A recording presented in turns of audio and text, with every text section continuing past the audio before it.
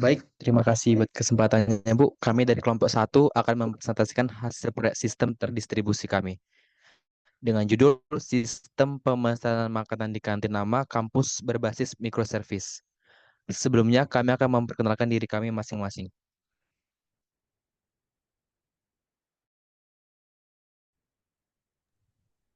Perkenalkan, nama saya Jose Rafael Raja dengan NIM 133. Saya Ripandi Putrajo Mandasaragi dengan NIM 133230003. Perkenalkan, nama saya Immanuel Manurung dengan NIM 13323013.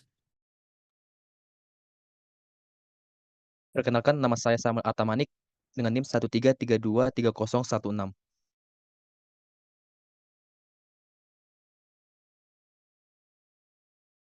Perkenalkan, nama saya Panji Ompusunggu dengan NIM 1332303. Perkenalkan, nama saya Rezeki Lumbatu dengan NIM 1332338. Perkenalkan, nama saya Endrogel Sibarani dengan NIM 1332301. Dan timeline kami dalam proyek ini yang pertama latar belakang, yang kedua arsitektur microservice, tujuan sistem, teknologi yang digunakan, fitur utama, high level arsitektur, hasil pengujian, dan terakhir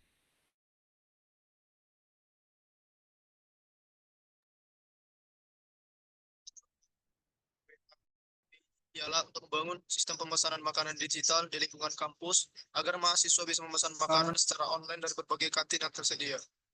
Sistem ini akan meningkatkan efisiensi pemesanan, mengurangi antrian, dan memberikan pengalaman yang lebih modern dalam pembelian makanan.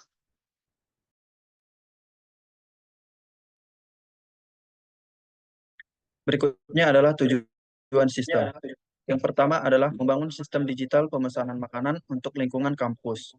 Yang kedua, mempermudah mahasiswa memesan makanan dari berbagai kantin. Yang ketiga, meningkatkan efisiensi layanan kantin dan mengurangi antrian. Selanjutnya fitur utama. Yang pertama itu registrasi dan login pengguna. Yang kedua menampilkan menu makanan dari kantin. Yang ketiga pemesanan makanan secara online. Yang keempat update status pesanan secara real time. Yang kelima notifikasi saat makanan siap diambil. Yang terakhir admin dapat mengelola menu dan pesanan.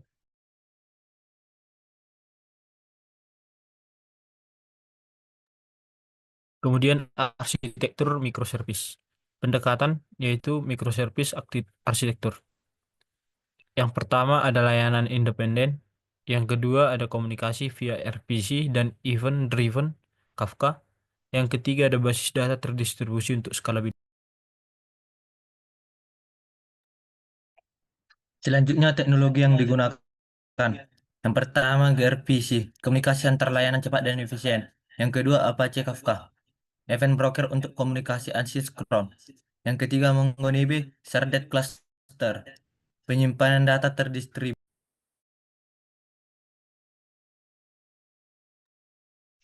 selanjutnya ada high level arsitektur.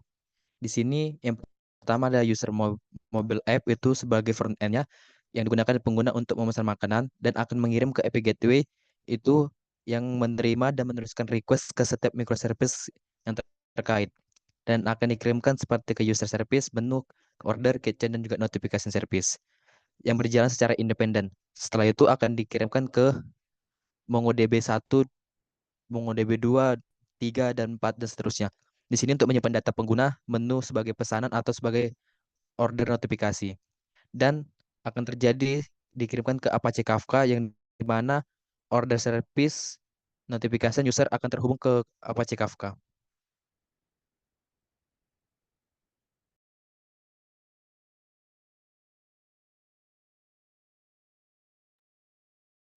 Adalah hasil pengujian untuk user service. Berikut pengguna dari virtual machine lain bisa mengakses untuk user service-nya dengan memasukkan IP dari VM 192.168.43.2 dengan port 5050. Maka akan muncul web server sebagai berikut. Di sini user bisa melakukan register dan login. Untuk menu register, pengguna bisa memasukkan username, password, serta role. Dan ketika user menekan atau mengklik tombol register, maka data yang tadi dimasukkan akan secara otomatis masuk ke MongoDB. Lalu untuk menu loginnya, ketika user menekan tombol login, jika memang ada datanya di dalam MongoDB, maka user akan masuk ke menu service selanjutnya, yaitu menu service.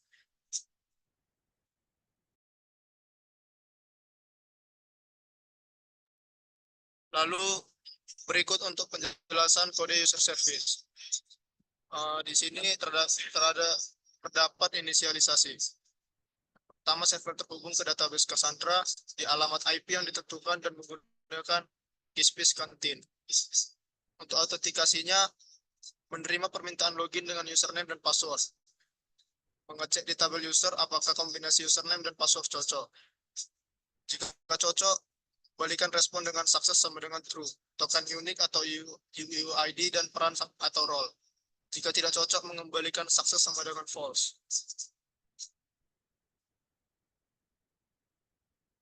Lalu untuk register atau registrasinya, menerima permintaan registrasi dengan username, password, dan role. Mengecek apakah username sudah ada di database. Jika belum ada, menyimpan data baru, yaitu username, password, role, dan ID unik ke tabel users. Mengembalikan sukses sama dengan true jika berhasil, atau sukses sama dengan false jika username sudah ada. Lalu untuk menjalankan servernya, buat server gRPC dan menjalankannya di port 551. Server menunggu permintaan dari klien hingga dihentikan.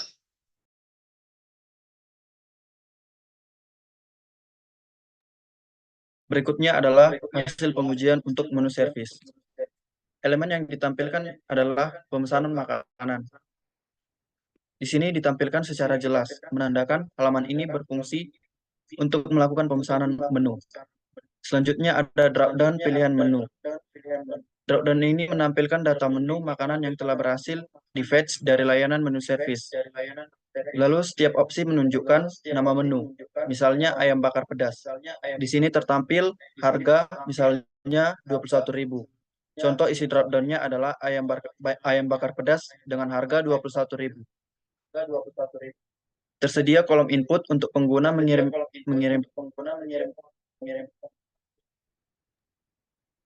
Penjelasan code menu service. Kita menggunakan Express untuk membuat server Mongos untuk koneksi ke MongoDB dan CORS agar API bisa diakses dari aplikasi lain. Setup Express dan middleware.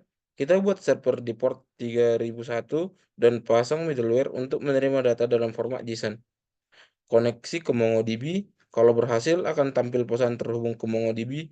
Kalau gagal akan ditampilkan pesan error. Membuat scheme dan model. Kita buat struktur data untuk koleksi menu yang berisi ID, nama, dan harga. Endpoint untuk tambah menu atau create. Endpoint ini menerima data dari user dan menyimpannya ke database MongoDB. Endpoint untuk mengambil semua menu atau read. Endpoint ini mengambil semua data menu dari database dan mengirimkannya ke user. Endpoint untuk update menu atau update.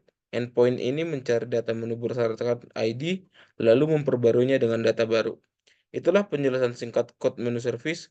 Code ini mencakup fitur CRUD dasar, create, read, dan update menu menggunakan Express dan MongoDB.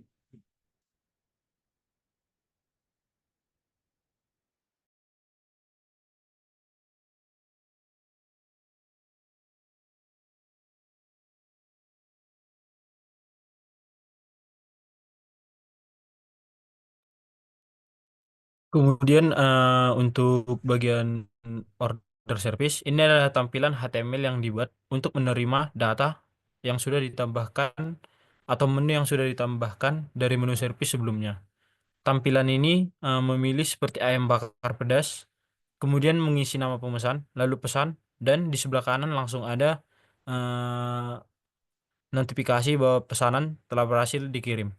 Next. Kemudian berikut ini adalah code-nya. Ini adalah isi dari order JS yang berfungsi untuk mengambil daftar menu dari service menu dan menampilkannya ke elemen di halaman web yang sebelumnya itu memiliki drop down. Kode JavaScript ini mendefinisikan fungsi fetch menu yang akan mengambil data menu dari endpoint IP menu service yaitu 192.168.43.167 di port 3001 kemudian atau dari laptop rekan kami Panji. Jika berhasil, data diubah ke format JSON dan dapat dicek di browser http://192.168.43.167.3001 API menu. Kemudian akan ditampilkan alert bahwa tidak ada menu jika kosong. Jika ada, setiap items menu ditambahkan sebagai option ke drop-down indeks HTML yang sebelumnya tampilan form pemesanan pada format nama menu, lalu harga. Jika terjadi error saat pengambilan data, akan muncul alert berisi pesanan tidak dapat dipesan. Fungsi ini berperan penting untuk menampilkan daftar menu secara dinamis dari back-end ke front-end. Sekian penjelasan dari order.js.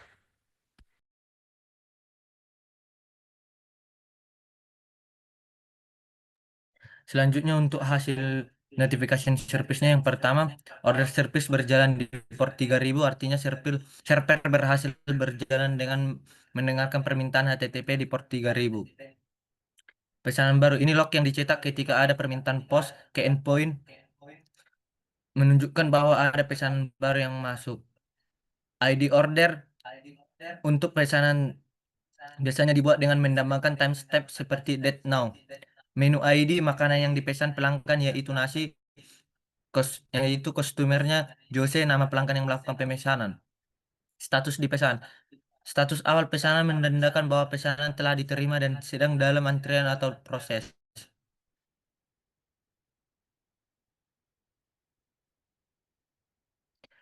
Selanjutnya penjelasan dari kodenya. Express framework web untuk Node.js Core web agar API bisa diakses dari frontend yang berbeda domain atau port tempat server dijalankan.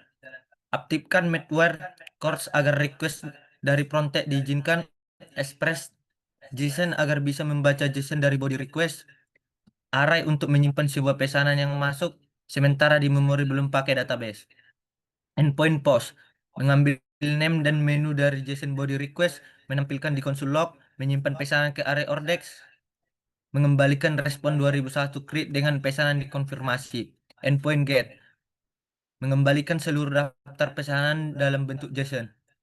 Menjalankan server pada IP 192.168.4325 dan port 3002.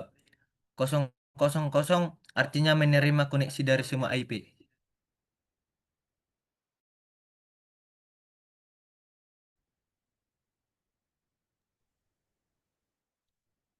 Selanjutnya kesimpulan.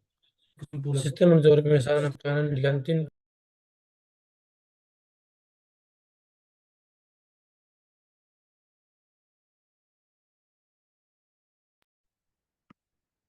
Sistem monitoring pemesanan makanan di kantin kampus menggunakan arsitektur microservice untuk meningkatkan modalitas dan skalabilitas.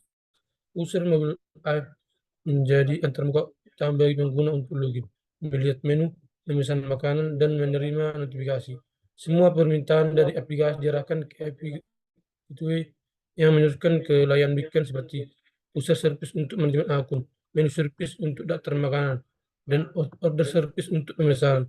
Setelah pesanan dibuat, order service mengirimkan event ke APC Kafka yang kemudian diproses oleh kitchen service untuk memperbarui status pesanan. Notifikasi service mengambil update dari Canva dan mengirimkan notifikasi ke pengguna melalui API. Apalagi Kafka memastikan sinkronisasi event drive antar layanan berjalan real time dan efisien.